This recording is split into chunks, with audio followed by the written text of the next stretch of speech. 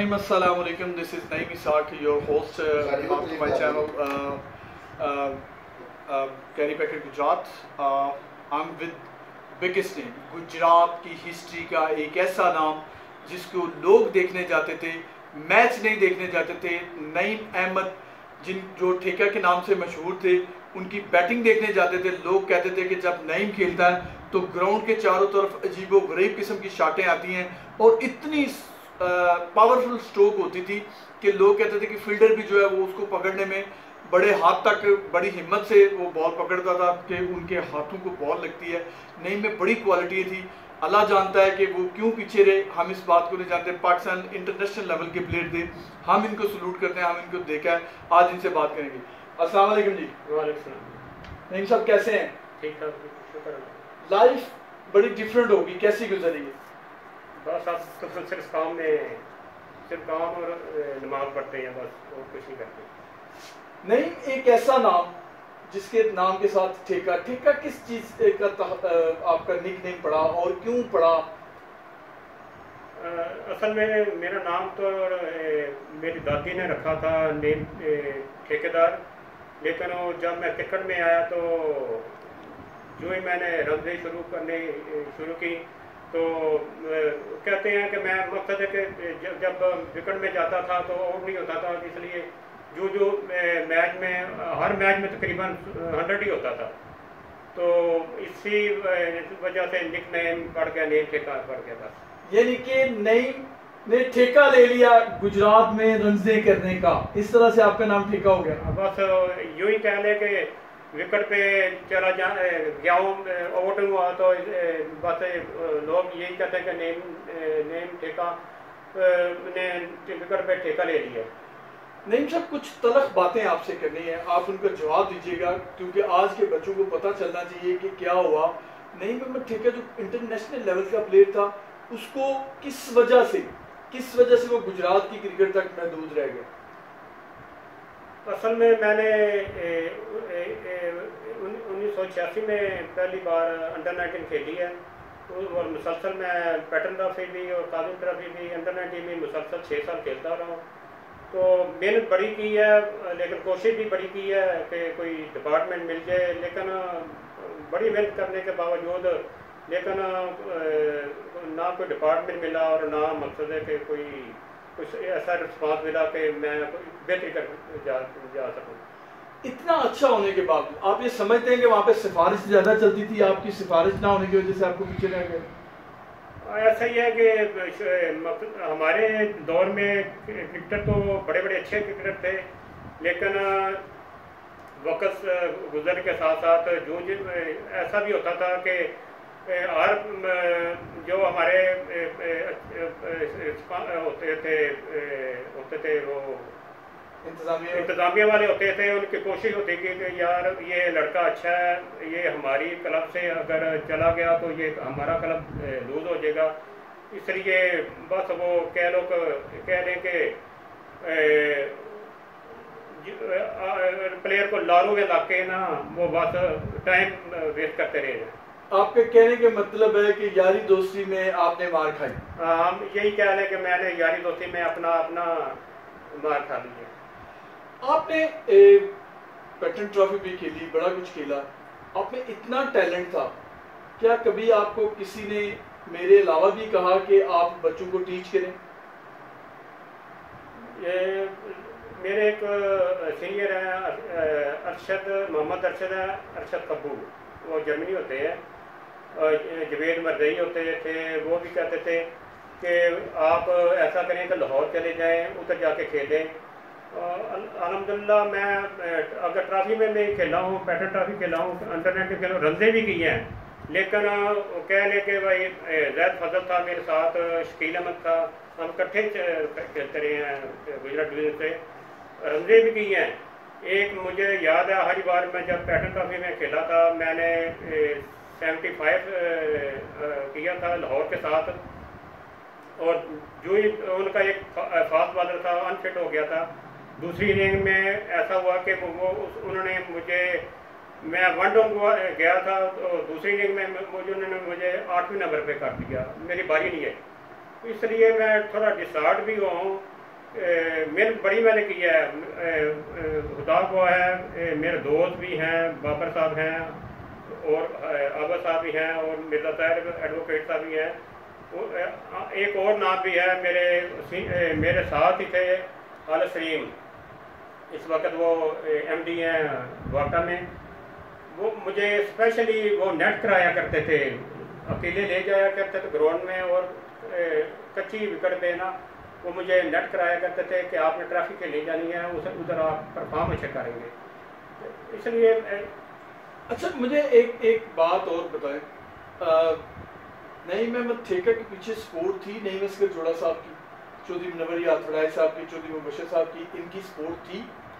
अल्हम्दुलिल्लाह सपोर्ट थी, लेकिन कह रहे कि उस हद तक नहीं थी कि आप वो मुझे अप्रोच करते। उन्होंने कोशिश ज़रूर की है, मेरे साथ इधर वो हाउस बिल्डिंग के आए थे डिपार्टमेंट के लोग आए थे और यही कहा था कि आप थोड़ा 6 महीने 2 महीने सब्र कर लें, अभी बैन लगे हुए हैं, जो ही बैन उठेंगे तो हम आपको ना ज़रूर डिपार्टमेंट खिलाएंगे। आपके बच्चों में से कोई क्रिकेट को शौकीन है आपकी तरह? मेरे बच्चे थोड़ा बहुत खेले हैं माशाल्लाह। एक बच्चा मेरा 18-19 साल का है, दूसरा भी 17-18 साल का है, लेकिन वो क्रिकेट थोड़ा थोड़ा खेले हैं। लेकिन मैंने फोर्स नहीं किया कि आप खेलो यार, नहीं खेलो तो मैंने आखिर चलो ठीक है, आप नहीं खेलो ना खेलो। हाँ, एक आपका मतलब है कि आप क्रिकेट में कामयाबी नहीं हासिल कर सके, उस लेवल की आपके साथ नाइंसाफी हुई तो आप डिप्रेशन का शिकार हुए और आपने बच्चों को फोर्स नहीं किया? हाँ बिल्कुल, मैं बहुत ज़्यादा डिप्रेशन में रहा था कि मकसद है कि मैंने जितनी मेहनत मैंने की है ना, मुझे याद है कि मैं सुबह फजर नमाज पढ़ के उठता था और ग्राउंड में जाके चक्कर लगाने, उधर जाके मकसद है कि बड़ी मेहनत की है, लेकिन इतनी मेहनत करने के बावजूद मुझे वो रिस्पॉन्स नहीं मिला, वो मेहनत का फल नहीं मिला मुझे। वो जो मैंने आबद बशीर साहब से भी इंटरव्यू में एक सवाल किया था, वो नईम अहमद ठेका वो जो लालच करते थे 2 रन का और अगला बंदा के 90% रन आउट होने के चांस हो जाते थे, आप दूसरी रन ले लेते थे, और उसमें क्या सदाकत है, क्या इस बात में हकीकत है या आप टीम के लिए रन करते थे? नहीं, ये सरासर गलत बात है। मुझे याद है मेरे एक सीनियर थे हमीद भट्ट, अक्सर वो मैं 1 डे में भी खेलता रहा हूँ और 2 डे पे खेलता रहा हूँ, लेकिन मुझे याद है कि हमीद भट्ट अपनी रन दूसरी लेता था, लेकिन मेरे लिए वो सिंगल ही लेता था। लेकिन मैंने जब भी मैं खेला हूँ, जितनी मैं 18 साल 20 साल क्रिकेट खेली है, मैंने सिर्फ टीम के लिए खेला हूँ, अपने लिए नहीं खेला।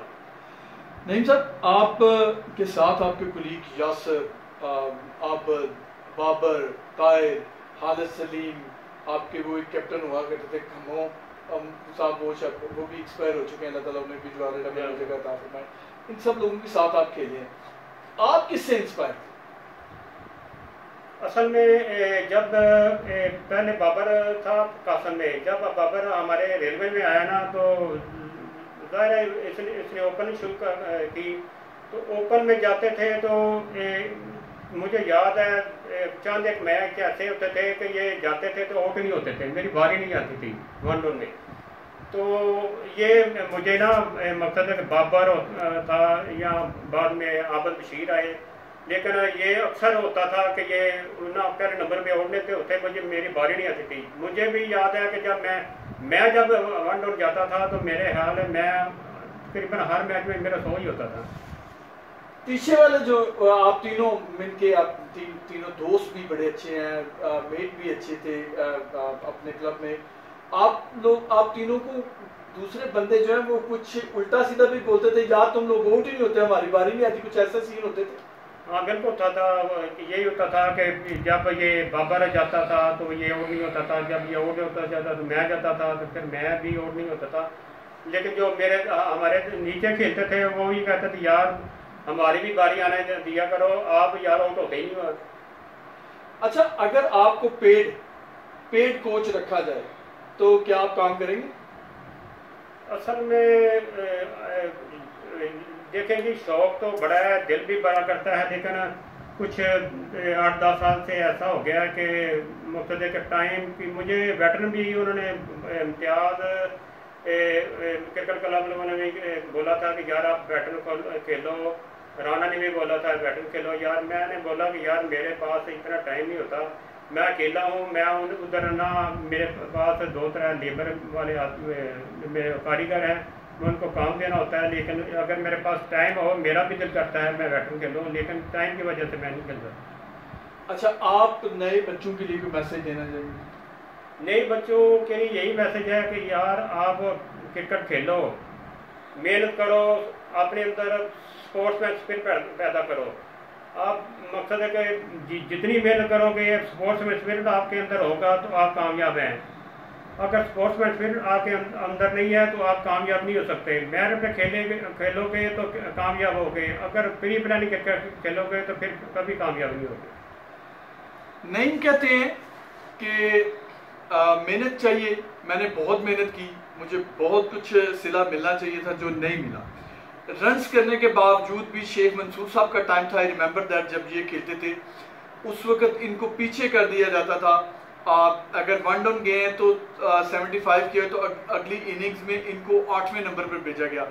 ये चीज़ें जब तक पाकिस्तान में ख़त्म नहीं होंगी, हमारा खलूस और हमारा जो अंदर का इंसान है वो नहीं जागेगा, तो हम कैसे बच्चों को प्रोवाइड करेंगे। इसीलिए हमारी क्रिकेट पीछे जा रही है। हम रिपीट पर रिपीट उन्हीं लोगों को खिला रहे हैं जो पहले टीम में खेल के जाते हैं, उन बच्चों को चांस नहीं दे रहे जो नए हैं। Thank you very much. Pakistan जिंदाबाद।